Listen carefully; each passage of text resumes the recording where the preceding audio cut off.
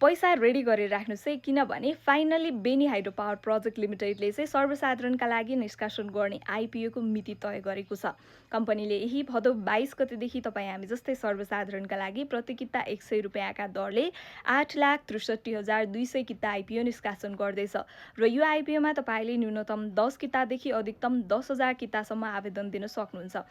कम्पनीले केही महिना अगाडि नै स्थानीय बासिन्दा र वैदेशिक रोजगारीमा रहेका नेपालीहरूका लागि आइपिओ निष्कासन गरिसकेको छ र किन चाहिँ सर्वसाधारणका लागि यति ढिला भयो त भन्नुहुन्छ भने सेबनको नियमअनुसार चाहिँ सेबनबाट अनुमति पाएको 2 महिनाभित्र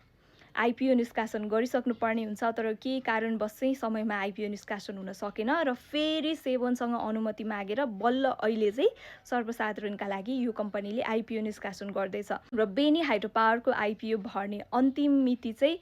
भदौ 25 गते तोकिएको छ। तपाईँ भिडियो कुन ठाउँबाट हेर्दै हुनुहुन्छ कमेन्ट गर्न नबिर्सिनुहोला।